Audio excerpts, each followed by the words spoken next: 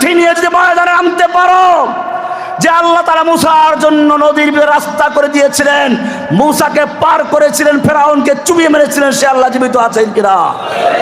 যদি আল্লাহর দ্বীনের জন্য মাঠে নামতে পারো, জীবন দেওয়ার জন্য প্রস্তুত থাকতে পারো, ইনশাআল্লাহ আগামী বিজয় হবে মুসলমানদের বিজয় ইনশাআল্লাহ।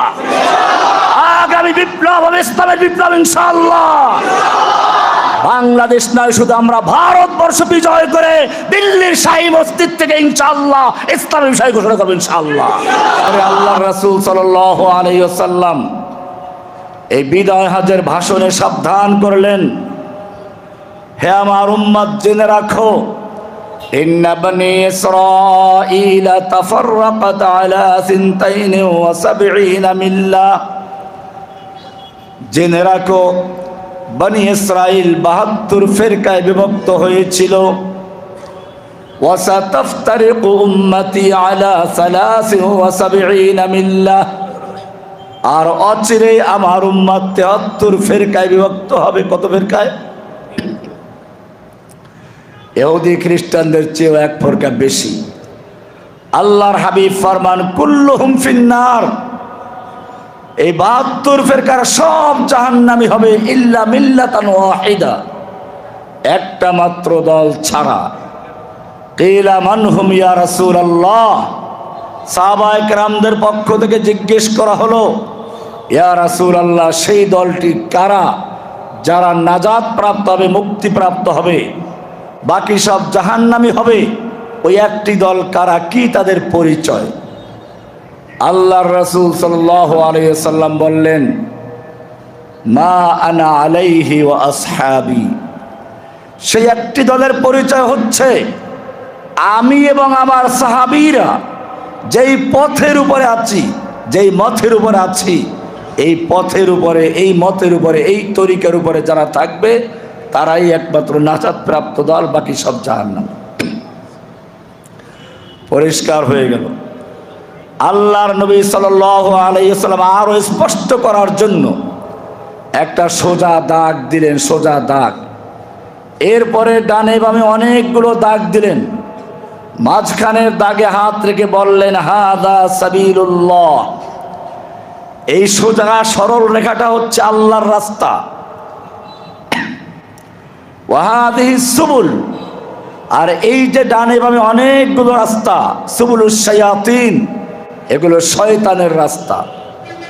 যখনই কোনো ব্যক্তি সিরাতে মুস্তাকিমে চলতে চায়, সোজা রাস্তায় চলতে চায়, তখন শয়তান বলে, এই তরিকায় ঢোকো, ওই তরিকায় ঢোকো, এই রাস্তায় ঢোকো, ওই রাস্তায় ঢোকো।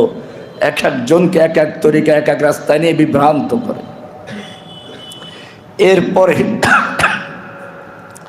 আল্লাহর রাসূল সাল্লাল্লাহু আলাইহি সাল্লাম কোরআনের আয়াত পড়লেন, সূরা আনআমের 153 নম্বর আয়াত, ওয়া আন্না হাদা সিরাতি মুস্তাকিমান ফাত্তাবিউহু।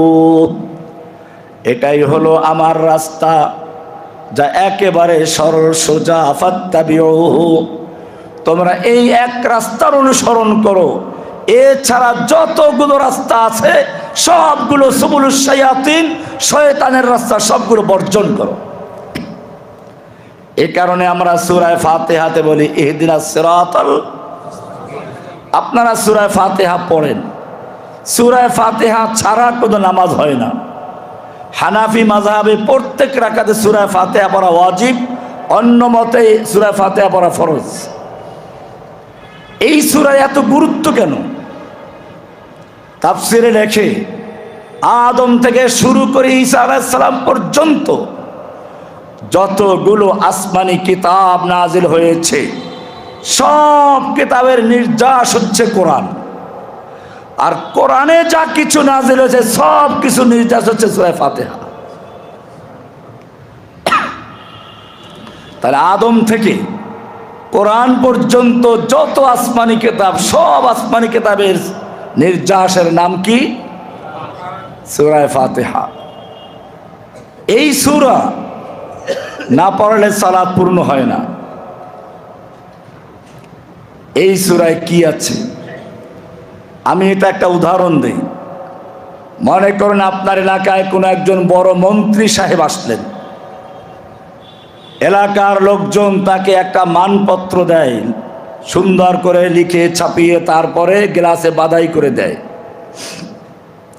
মানপত্রের 3টা অংশ থাকে। কয়টা অংশ? একটা মানপত্রে কয়টা অংশ থাকে? প্রথম অংশে যাকে মানপত্র দেওয়া হলো তার প্রশংসা থাকে। আপনি সদরঘাটের কামান, মস্তানে জামান, আপনার চরিত্র ফুলের মতো পবিত্র, আপনি এলাকার গর্ব ইত্যাদি লেখে না?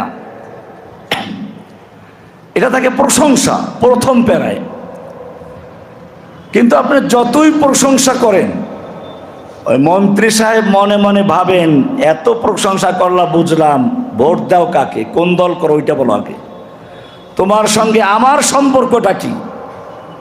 তখন দ্বিতীয় প্যারায় লেখা থাকে, এই এলাকার মাটি আপনার ঘাঁটি, আপনাকে বিপুল ভোটে বিজয় করে আমরা সংসদে পাঠিয়েছি, এখন আপনি মন্ত্রী হয়েছেন।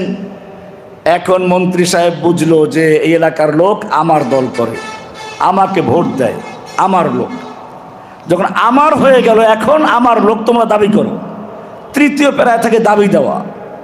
এই এলাকায় স্কুল লাগবে, কলেজ লাগবে, মসজিদ লাগবে, মাদ্রাসা লাগবে, খেলার মাঠ লাগবে, সব দাবি দেওয়ায় পরিপূর্ণ থাকে, ঠিক কিনা?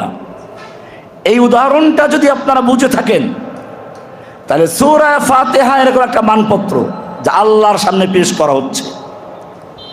এই জন্য এই সূরার একটা নাম হচ্ছে সূরাতুল মাসআলা, আবেদনপত্র। আল্লাহর কাছে আবেদন করা হয়। এই সূরার 7টা আয়াত। কয়টা আয়াত? প্রথম 3টা আয়াত হচ্ছে প্রশংসা। কার প্রশংসা? আলহামদুলিল্লাহি রাব্বিল আলামিন। সমস্ত প্রশংসা সেই আল্লাহর, যিনি গোটা জগৎ সমূহের রব, আসমানের রব, জমিনের রব, তোমার রব, আমার রব, সব কিছুর রব কে? রব মানে কি জানেন? রব মানে কি? এটা ফেরাউন জিজ্ঞেস করেছিল মূসা নবীর কাছে। কারণ মূসা নবী ফেরাউনকে গিয়ে রবের দাওয়াত দিয়েছিল। ফেরাউন নিজেও রব দাবি করত।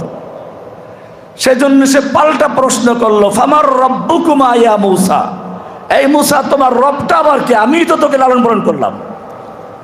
মূসা আলাইহিস সালাম যে উত্তর দিয়েছিলেন কোরআনের সূরা তাহা 20 নম্বর সূরার 50 নম্বর আয়াত আল্লাহ তাআলা কোট করে দিয়েছেন আমাদের জন্য।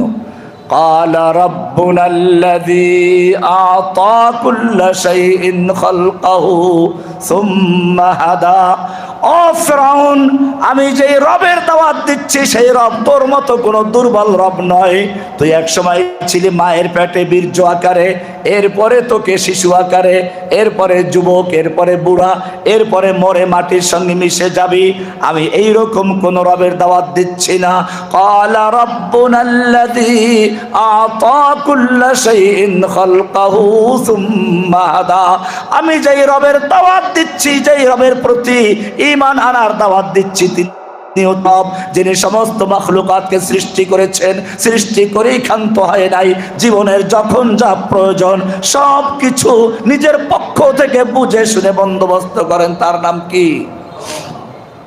তুমি চিন্তা করে দেখবে, তুমি যখন তোমার মায়ের পেটে ছিলে, 6 মাস তোমার বয়স হয়ে গেছে, খাবারের প্রয়োজন। তোমার মায়ের পেটের ভিতরে দুনিয়ায় খাবার দেওয়ার মতো কোনো ডাক্তার নেই, কোনো বিজ্ঞানী নেই, কোনো ইঞ্জিনিয়ার নেই। তুমি কান্নাকাটি করে দাবি দাওয়া করার কোনো সুযোগ নেই। আল্লাহ রাব্বুল আলামিন যিনি তোমায় সৃষ্টি করেছেন, তিনি তোমার মায়ের মাসিক ঋতুস্রাব বন্ধ করে দিয়ে, মায়ের নাভির সঙ্গে সংযোগ দিয়ে, বিনা দরখাস্তে, বিনা আবেদনে তোমার খাবারের বন্দোবস্ত করেছেন। জোরে বল সুবহানাল্লাহ।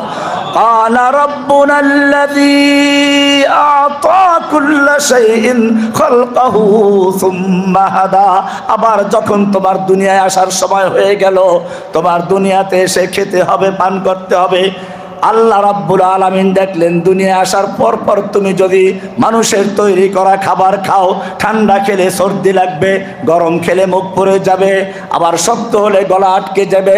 আল্লাহ রাব্বুল আলামিন সব কিছু বুঝে শুনে তোমার জন্মের পূর্বে দুনিয়াতে আসার আগ মুহূর্তে তোমার মায়ের বুকের ভিতরে শাল দুধের আয়োজন করে দিয়েছেন। যেই শাল দুধ একদিকে নরম না, একদিকে শক্ত না, একদিকে গরম না, একদিকে ঠান্ডা না, একসাথে খাবারের কাজ করে, পানির কাজ করে। এরপরে দুনিয়াতে আসার পরে যত রকমের রোগ জীবাণুর আক্রমণ হবে, সমস্ত রোগ জীবাণুর থেকে প্রতিষেধক হিসাবে এই শাল দুধকে তৈরি করে দিয়েছেন। আরেকবার বলছি সুবহানাল্লাহ। এরপরে যখন তুমি আরো বড় হতে লাগলে, দুধ পান করতে করতে বড় হয়ে গেছো, এখন আর দুধ খেলে চলে না, তোমাকে খিচুড়ি খেতে হবে, মুরগির বাচ্চা, কবুতরের বাচ্চা চাবাতে হবে। আবার আল্লাহ রাব্বুল আলামিন তার নিজের রবের পরিচয় নিয়ে হাজির হয়ে গেলেন। তোমার এই কচি মুখের ভিতরে ছোট ছোট দাঁত দিয়ে মুখটা সুন্দর করে দিলেন, মুক্তার মতো সাদা দাঁত দিয়ে মুখটা পরিপূর্ণ করে দিলেন। এইবারে তুমি মুরগির বাচ্চা খাচ্ছ, কবুতরের বাচ্চা খাচ্ছ, সব খেতে খেতে তোমার আরো বড় হয়ে গেছে। এখন তোমার আর মুরগির বাচ্চা খেলে চলে না, কবুতরের বাচ্চা খেলে চলে না, তোমাকে গরুর হাড্ডি চাবাতে হবে, খাসির মাথা চাবাতে হবে। আল্লাহ রাব্বুল আলামিন আবার তোমার সেই ছোট ছোট দাঁতগুলো ভেঙে দিয়ে, মুখটা একটু বড় হয়েছে, এখন বড় দাঁত দেওয়ার সুযোগ আছে, এক এক করে সব দাঁতগুলো পাল্টে দিয়ে বড় বড় হাত দিয়ে মুখটা পরিপূর্ণ করে দিয়েছেন। ক্বালা রাব্বুনাল্লাযী আ'তা কুল্লা শাইইন খালকাহু সুম্মা হাদা। ও রব্বুল আলামিন, আমার রব হচ্ছেন তিনি, যিনি ধাপে ধাপে যখন যা প্রয়োজন সব ব্যবস্থা করেন। কে? বলবেন ডিমের ভিতরে বাচ্চা হয়, তার খাবার কোত্থেকে আসে?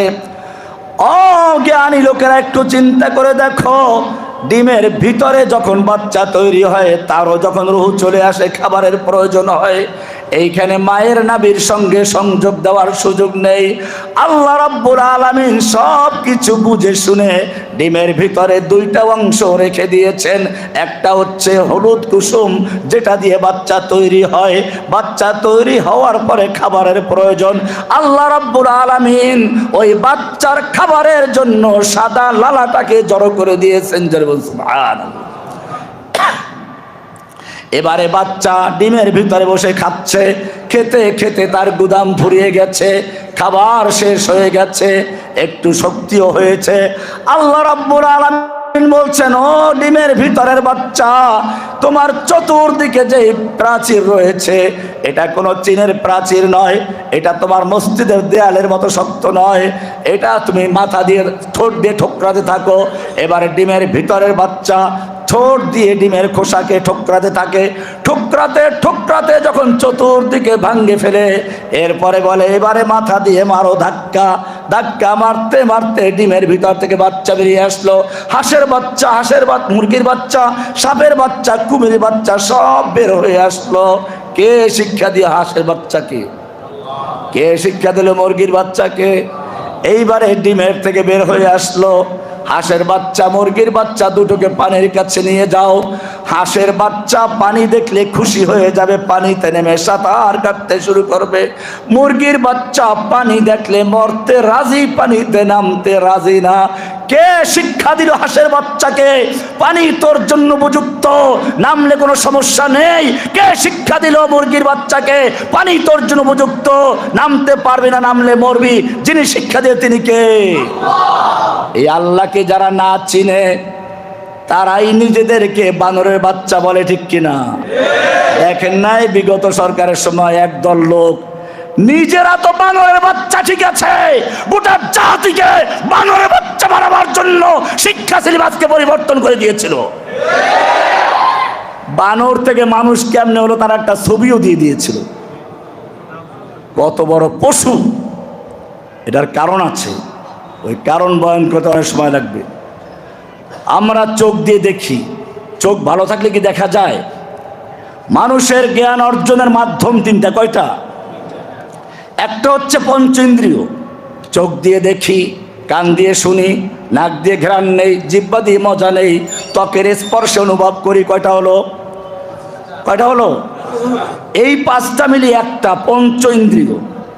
এই পাঁচটার কাজ যেখানে শেষ হয়ে যায়, ওখান থেকে শুরু হয় দ্বিতীয়টার কাজ, আকল, বিবেক।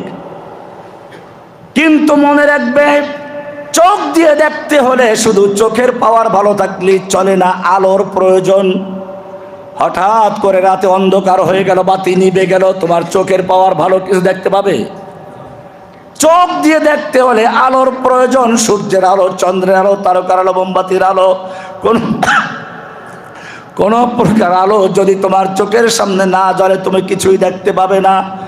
ঠিক তেমনি ভাবে তোমার জ্ঞান চক্ষু যত বড় বেশি হোক না কেন, তুমি যত বড় বিজ্ঞানী হও, যত বড় জ্ঞানী হও, তোমার জ্ঞান চোখের সামনে একটা বিশেষ বাতি জ্বলতে হবে। ওই বাতি যদি না জ্বলে, তুমি যত বড় বিজ্ঞানী হও, যত বড় শিক্ষিত হও, তুমি ইঁদুর হতে পারো, বাদর হতে পারো, তুমি বাঘ ভল্লুক হতে পারো, তুমি মানুষ হতে পারো না। এই কারণেই ঢাকা বিশ্ববিদ্যালয় থেকে সর্বোচ্চ ডিগ্রি নিয়ে পাশ করা, কিন্তু পহেলা বৈশাখ আসলে বাঘের মুখোশ, ভল্লুকের মুখোশ, ভুতুম পেঁচার মুখোশ, হনুমানের মুখোশ, বানরের মুখোশ পরে বেরোয়, ঠিক কিনা?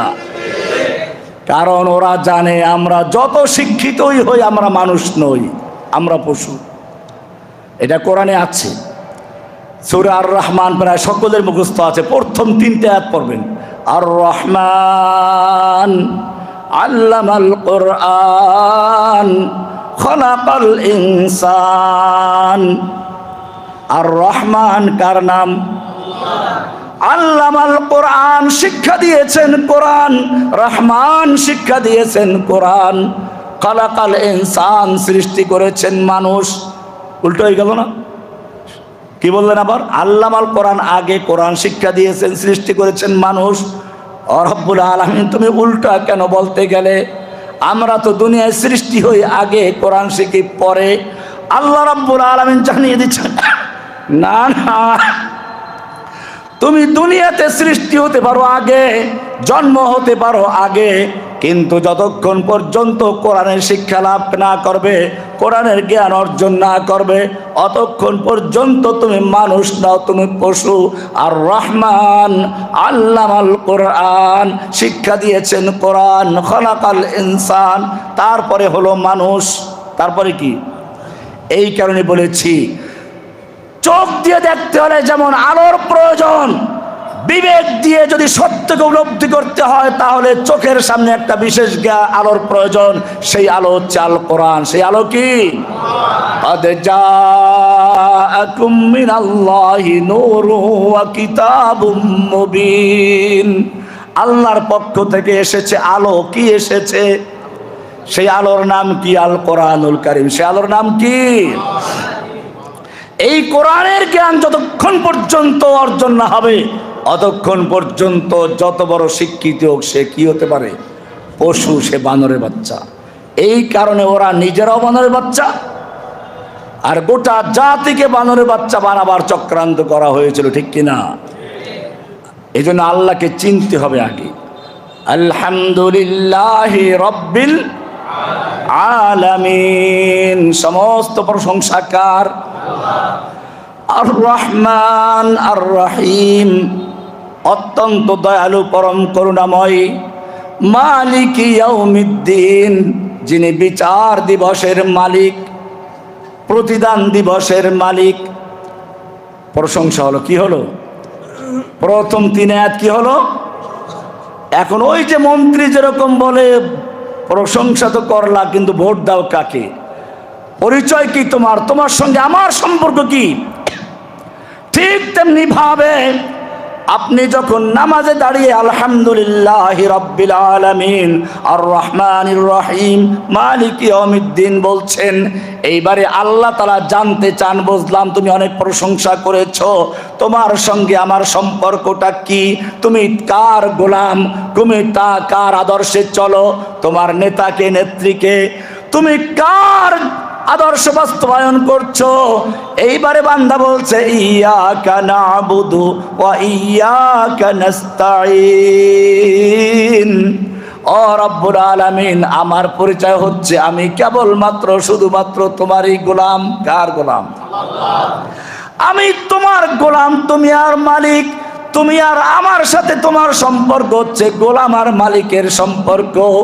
আমি তোমার গোলাম। কার গোলাম আমরা? না কোনো খাজা বাবার গোলাম, না কোনো গাজা বাবার গোলাম, না কোনো ল্যাংটা বাবার গোলাম। ইয়াকা নাবুদু, আমি কেবলমাত্র তোমার ইবাদত করি, তোমার জন্য সিজদা করি, তোমার কাছে প্রার্থনা করি, তোমার নামে পশু জবাই করি। কার নামে? ও মুসলমান, সিজদা করব কার জন্য? না কোনো মাজারে সিজদা করব? যত নামাজ তুমি পড়ো সব নামাজের উপর সিজদা করা ফরজ। ফজর পড়ো, জোহর পড়ো, আসর পড়ো, মাগরিব পড়ো, ইশা পড়ো, জুমা পড়ো, ঈদ পড়ো, সব নামাজের উপর সিজদা করা ফরজ।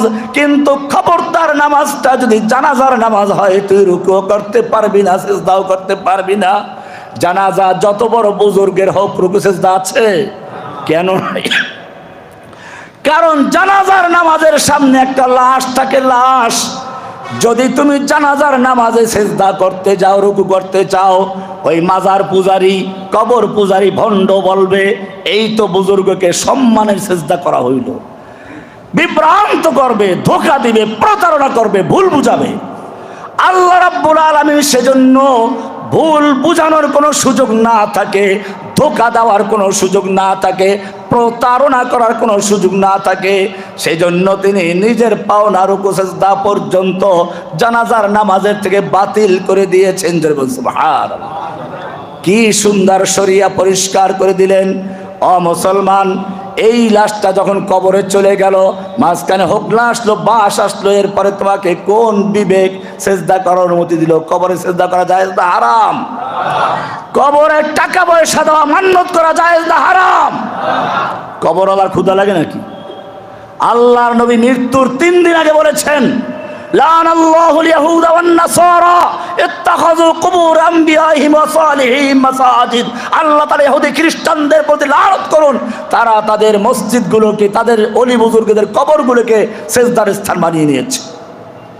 লা তাজআলু কবরি ওয়াসানা ইউবাদ, খবরদার খবরদার, আমার মৃত্যুর পরে তোমরা আমার কবরকে সিজদার স্থানে পরিণত করো না। ভাইরা আমার, ইয়াকা নাবুদু পরিষ্কার করে দিয়েছে। সিজদা করব কার জন্য? মান্নত করব কার নামে? মান্নত করা ইবাদত, আল্লাহর নামে করে। যদি আল্লাহর ইবাদত হয়, তাহলে পীরের নামে করলে, কবরের নামে করলে কার ইবাদত হইল? পশু জবাই করা ইবাদত, আল্লাহর নামে করলে আল্লাহর ইবাদত। কোন পীরের নামে, মাজারের নামে করলে কার ইবাদত? পশু জবাই করব কার নামে? ইবাদত করব কার? ইয়াকা নাবুদু ও রব্বুল আলামিন, আমি কেবলমাত্র শুধুমাত্র তোমারই গোলামি করি। আমার ব্যক্তি জীবনে গোলাম কার? সামাজিক জীবনে গোলাম কার? রাষ্ট্রীয় জীবনে গোলাম কার? ব্যাংকে গোলাম কার? আদালতে গোলাম কার? সংসদে গোলাম কার? কি ঠিক আছে নাকি? বুঝে বলতেছেন? ব্যাংকে চলে সুদে, আল্লাহর গোলামি কোথায় করলেন? আদালত চলে মানুষের আইনের দ্বারা, কেমনে আল্লাহর গোলামি করলেন? অমুসলিম এটাই পরিষ্কার করে দিতে হবে। তুমি লা ইলাহা ইল্লাল্লাহ পড়ো, কোনো অর্থ জানো না। লা ইলাহার অর্থটা কি? লা ইলাহা ইল্লাল্লাহ না পড়লে মুসলিম হওয়া যায় না। লা ইলাহা ইল্লাল্লাহর সাক্ষী না দিলে আজান হয় না। আশহাদু আল্লা ইলাহা ইল্লাল্লাহ বলে লা ইলাহার সাক্ষী দিতে হয়, না হলে একামত হয় না। লা ইলাহা ইল্লাল্লাহর সাক্ষী না দিলে জুমার খুতবা হয় না। লা ইলাহা ইল্লাল্লাহর সাক্ষী না দিলে মুসলিম হওয়া যায় না। কি আছে লা ইলাহার মধ্যে? এই লা ইলাহা ইল্লাল্লাহ চাচা আবু তালেবকে আল্লাহর নবী বলেছিলেন, খালি লা ইলাহা ইল্লাল্লাহটা বলো, আমি তোমার জন্য কিয়ামতে সুপারিশ করতে পারবো। চাচা আবু তালেব লা ইলাহা ইল্লাল্লাহ বলে নাই, মারা গেল। আল্লাহ বলেন, ইন্নাকা লা তাহদি মান আহবাবতা ওয়ালাকিন্নাল্লাহা ইয়াহদি মান ইয়াশা। হে নবী, আপনি যাকে চান চাইলে আপনি হেদায়েত দিতে পারবেন না, বরং আল্লাহ যাকে চান হেদায়েত দেন। হেদায়েত দেওয়ার মালিক কে? ও মুসলমান, ভালো করে জেনে রাখো, আল্লাহর নবী যখন তার চাচাকে হেদায়েত দিতে পারলেন না, সারা জীবন চেষ্টা করে হেদায়েত দেওয়ার মালিক হতে পারলেন না, আল্লাহর নবী যখন তার লাইয়া দিবে, একবার বেহেশতে পার করে নিয়ে যাবে, টিকিট দিয়ে দেবে, সে ব্যক্তি পীরটা শয়তান। আল্লাহর ওলিরা শয়তানের ওলি।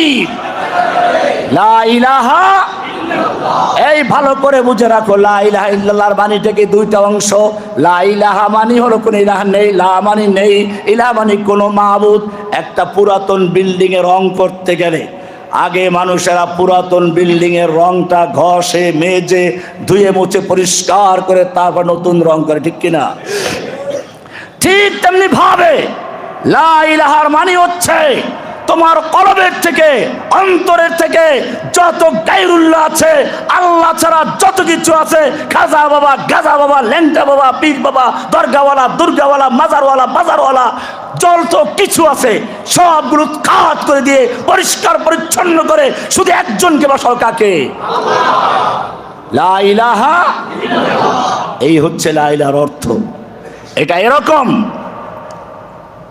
আপনি অনেক সওয়াবের কাজ করেন কিন্তু লা ইলাহা ইল্লাল্লাহ ঠিক নাই, আপনার সব বরবাদ। একটা লোক রাস্তায় একটা মেয়ে দেখছে সুন্দরী, পছন্দ হয়েছে, তাকে ফুসতে ফাসলাই ঘরে নিয়ে আসছে, উজু করাইছে, গোসল করাইছে, নামাজ পড়ায়, রোজা রাখায়, হজ করায়, জাকাত দেয়, তসবিহ তাহলিল করায়, বোরকা পরায়, পর্দা করায়, সব কিছু করে, কঠোর শরিয়া মেনে ঘর সংসার করে, কিন্তু বিয়ে করে নাই। কি করে নাই? কি করে নাই? বিয়ে ছাড়া এই শরিয়াত নেই, ঘর সংসার করার কোনো অর্থ আছে? দেখেন নাই বিগত সরকারের একজন লোক নাকি, একজন ওই যে প্রধানমন্ত্রী তাহাজ্জুদ পড়ে, কোরআন পড়ে, প্রচার করে নাই? আলেম ওলামাকে জেলে ঢুকিয়ে মসজিদের ইমাম সাহেবদের সামনে থেকে মাইক কেড়ে নিয়ে কোরআনের কণ্ঠ বন্ধ করে দিয়ে কোরআনের পড়া আর তাহাজ্জুদ পড়া গল্প করা শয়তানের ভণ্ডামি ছাড়া কিছু নয়। লা ইলাহা ইল্লাল্লাহ ক্লিয়ার কথা বলছিলাম, ভালো করে বুঝে রাখো। তুমি শূন্য লেখলা, শূন্য কোন মূল্য আছে? একেবারে এই এলাকার নাম কি যেন, এটা কোন কোন থানা যেন? বেগমগঞ্জ থেকে শুরু করে ঢাকা পর্যন্ত শূন্য লেখলেন, কোনো মূল্য আছে? আগে একটা এক লেখেন, এক, এরপরে একটা শূন্য কত হয়েছে? আর এক শূন্য, আর এক শূন্য, আর এক শূন্য, আর এক শূন্য। এখন তুমি যত শূন্য লাগবে তত একের মূল্য। ঠিক তেমনি ভাবে লা ইলাহা ইল্লাল্লাহ হচ্ছে এক। লা ইলাহা কি? তাওহীদ। এইটা ঠিক থাকবে, তোমার সবকিছু ঠিক আছে। লা ইলাহা ইল্লাল্লাহ, এটার নাম তাওহীদ। এটার নাম কি? এক আল্লাহর প্রতি ঈমান রাখা, এক আল্লাহর হুকুম মানা। এটা যত ক্লিয়ার থাকবে, সময়টা কি আছে, এক আল্লাহর হুকুম মেনে চলো। तौहीद की अमानत सीनों में है हमारे, आसा नहीं मिटाना नाम निशा हमारा। এই জায়গাটাই গন্ডগোল। সাহাবায়ে কেরাম এই তাওহীদের শক্তি নিয়ে ময়দানে অবতীর্ণ হতেন, যুদ্ধ করতেন, বিজয় আসত সংখ্যাগরিষ্ঠের বলে নয়। আজকে মুসলমানদের বড় দুর্ভাগ্য, যেদিকে তাকায় সেদিকে মার খাচ্ছে। ফিলিস্তিনের মুসলমানদের প্রথম কিবলা ইহুদির দখলে, যুগ যুগ ধরে মুসলমানদের বাড়ি ঘরগুলোকে বুলডোজার দিয়ে গুঁড়িয়ে দেওয়া হয়েছে। যে হিন্দুরা মুসলিম শাসকদের কাছে গিয়ে প্রাণ ভিক্ষা করত, আজকে সেই হিন্দুরা মুসলিমদেরকে চ্যালেঞ্জ করে স্লোগান দিচ্ছে। আমি ইন্ডিয়াতে পড়াশোনা করেছি, সেই বাবরি মসজিদ ভাঙ্গার আগ মুহূর্তে আজকে সেই কয় তারিখ, আজকে 6 তারিখ, সেই বাবরি মসজিদ ভাঙ্গার তারিখ আজকে 1982 সালের 92 সালের এই তারিখে বাবরি মসজিদকে শহীদ করে দেওয়া হয়েছিল। ও মুসলমান, জেনে রাখো, যেই হিন্দুরা ভারতবর্ষে মুসলিমদের গোলামি করেছে, মুসলিমদের বাথরুম পরিষ্কার করেছে, আজকে সেই হিন্দুরা কেন মুসলিমদেরকে এরকম চ্যালেঞ্জ করে দিচ্ছে? হিন্দু হিন্দি হিন্দুস্তান, জবন ভেজো পাকিস্তান, গো হামারি মাতা है तुम उसको खाता है, तुमको चाहिए কবরস্থান या भेजेंगे পাকিস্তান।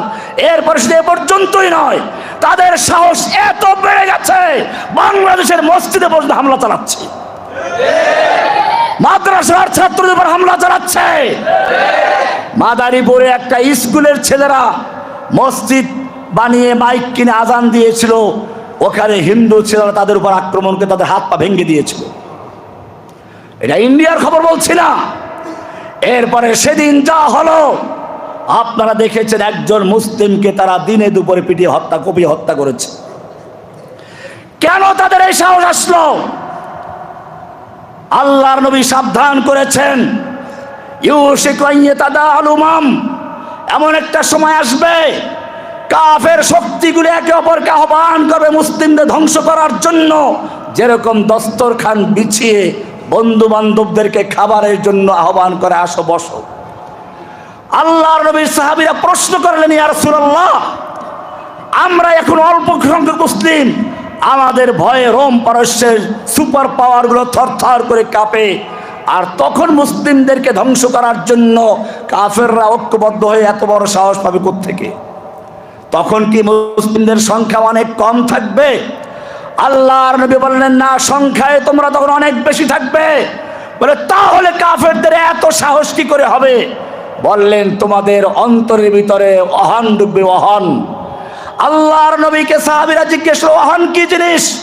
আল্লাহর নবী বললেন, হুব্বুদ দুনিয়া ওয়া কারাহিয়াতুল মাউত, দুনিয়ার প্রেম, দুনিয়ার ভালোবাসা, আর আল্লাহর জন্য জীবন দিতে ভয় করা।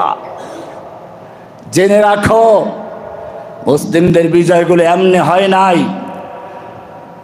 সাহাবী ওমর ইবনে খাত্তাবের খেলাফত যুগে মুসলিম সেনাপতি খালিদ বিন ওয়ালিদ যুদ্ধের ময়দানে, ওদিকে পারস্যের সম্রাটের সেনা প্রধান রস্তম যুদ্ধের ময়দানে যুদ্ধের মুখোমুখি হচ্ছেন।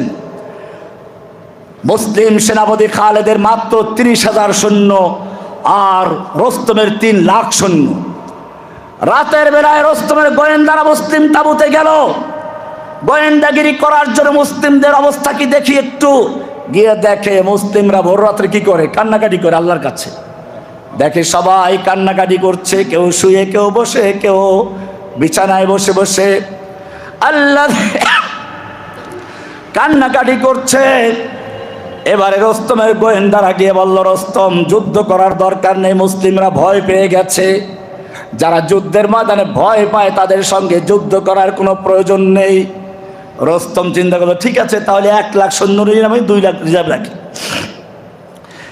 1 লক্ষ সৈন্য নিয়ে মাঠে নামলো। মুসলিমদের সংখ্যা মাত্র 30,000। যুদ্ধ শুরু হয়ে গেল। যখন যুদ্ধ শুরু হয়ে গেল, যেই লোকগুলো সম্পর্কে রিপোর্ট ছিল, এরা কান্নাকাটি করছে।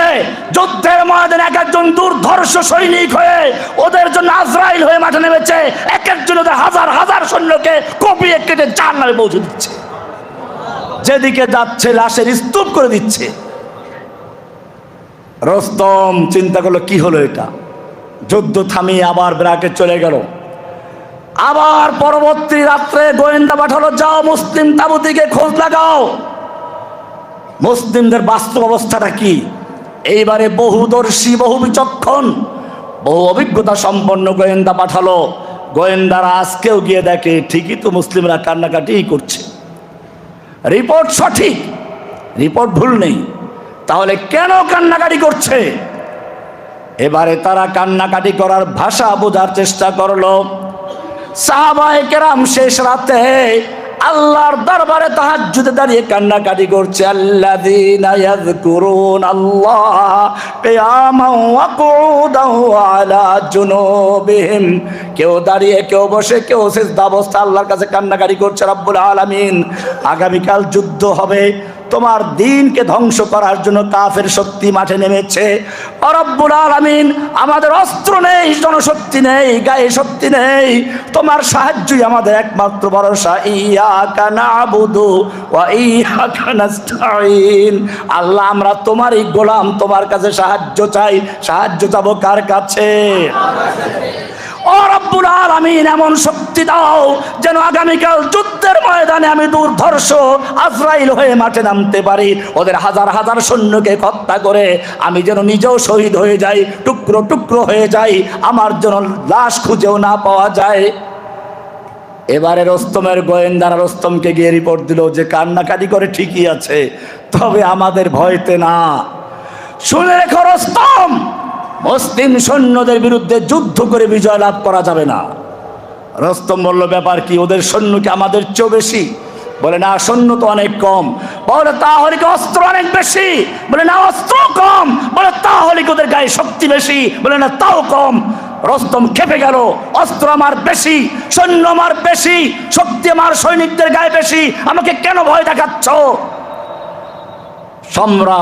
রস্তমের গোয়েন্দারা বলল, রস্তম, জেনে রাখো, হতে পারে সৈন্য তোমার বেশি, অস্ত্র তোমার বেশি, শক্তি তোমার সৈনিকদের গায়ে বেশি, কিন্তু জেনে রাখো, তোমার সৈনিকদের কাছে সুন্দরী যুবতী নারী আর মদের আল্লাহের প্যারা যত বেশি প্রিয়, মুসলিম সৈন্যদের কাছে আল্লাহর রাস্তায় জীবন দেওয়া তত বেশি প্রিয়।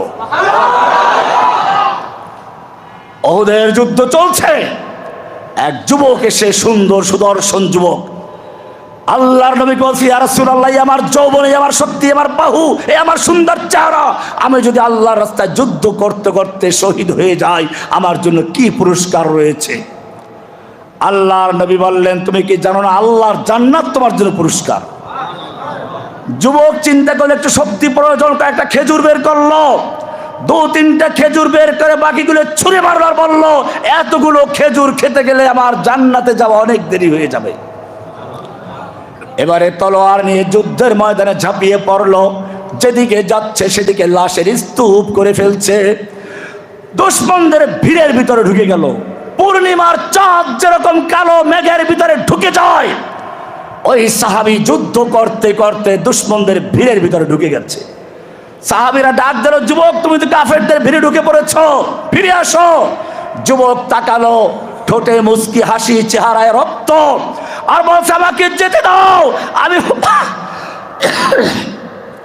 আমাকে যেতে দাও, আমি উহুদের প্রান্তে থেকে আমি জান্নাতের সুগন্ধ আমার নাকের ভিতরে পাচ্ছি। ইয়াকা না'বুদু ওয়া ইয়াকা নাস্তাঈন। ও রব্বুল আলামিন, আমরা কেবলমাত্র তোমারই গোলামি করি। গোলামি করব কার? শুধু কি মসজিদে? ব্যক্তি জীবনে, পারিবারিক জীবনে, সামাজিক জীবনে, রাষ্ট্রীয় জীবনে, সব জায়গায় আমরা গোলাম কার? সব জায়গায় সাহায্য যাবো কার কাছে? যদি আল্লাহর গোলাম হয়ে আল্লাহর সাহায্য নিয়ে মাঠে নামতে পারো, যে আল্লাহ রাব্বুল আলামিন ইব্রাহিমের জন্য আগুনকে গুলবাগিচা করেছিলেন, সে আল্লাহ জীবিত আছেন কিনা? आज भी जो करे इब्राहिम का ईमा पैदा, आग कर सकती है अंदाज गुलिस्ता पैदा। যে আল্লাহ রাব্বুল আলামিন ইব্রাহিমের জন্য নমরুদ আগুনকে ঠান্ডা করে দিয়েছিলেন, সে আল্লাহ তাআলা ভারতের বিশাল সৈন্যকে, ওদের পরমাণুকে ধ্বংস করে মুসলিমদের বিজয় দিতে পারেন কিনা? মুসার মতো লাঠি নিয়ে যদি ময়দানে নামতে পারো, যে আল্লাহ তাআলা মুসার জন্য নদীর রাস্তা করে দিয়েছিলেন, মুসাকে পার করেছিলেন, ফেরাউনকে চুবিয়ে মেরেছিলেন, সে আল্লাহ জীবিত আছেন কিনা? মিসলে কালিম হো अगर मारे का आजमा कोई, आज भी आती है कोहे तूर से बंगला तखफ। সুতরাং লা ইলাহা ইল্লাল্লাহ, আল্লাহ ছাড়া কোনো মাবুদ নেই, ইলাহা নেই, কোনো খাজা বাবা নাই, গাজা বাবা নাই, ল্যাংটা বাবা নাই, দরগা বাবা, দুর্গা বাবা নাই, কোনো শক্তি নাই, সব শক্তির মালিক কে? अब तो रहे बस्ता दमे आखिर ज़र्द ज़ुबा ऐ मेरे इला, बोलो ला इलाहा इल्लल्लाह। तेरे सिवा माबूद हकीकी कोई नहीं है, कोई नहीं, तेरे सिवा मस्जूद हकीकी कोई नहीं है, कोई नहीं। अब तो रहे बस्ता दम आखिर ज़र्द ज़ुबा ऐ मेरे इलाह, ला इलाहा इल्लल्लाह। আল্লাহ সুবহানাহু ওয়া তাআলা আমাদের সকলকে সত্যিকার অর্থে তাওহীদের জ্ঞান অর্জন করার তৌফিক দান করুন, আমিন। সত্যিকার অর্থে আল্লাহর গোলাম হয়ে আল্লাহর সাহায্য নিয়ে আল্লাহর দিনকে বিজয়ী করার জন্য মাঠে নামার তৌফিক দান করুন, আমিন। ছাত্রদের যে দেখেছেন শিখেছে, আল্লাহ বিজয় দিয়েছেন কিনা? ঠিক তেমনি ভাবে যদি আল্লাহর দিনের জন্য মাঠে নামতে পারো, জীবন দেওয়ার জন্য প্রস্তুত থাকতে পারো, ইনশাআল্লাহ আগামী বিজয় হবে মুসলমানদের বিজয়, ইনশাআল্লাহ আগামী বিপ্লব হবে ইসলামের বিপ্লব, ইনশাআল্লাহ। বাংলাদেশ নয়, শুধু আমরা ভারতবর্ষ বিজয় করে দিল্লির শাহী মসজিদ থেকে ইনশাআল্লাহ ইসলামের বিষয় ঘোষণা করব, ইনশাআল্লাহ। নাসরুম মিনাল্লাহি ওয়া ফাতহুন করিম ওয়া সাল্লাল্লাহু তাআলা আলা নবিয়িনা মুহাম্মদ ওয়া আলা আলিহি ওয়া সাহবিহি আজমাইন।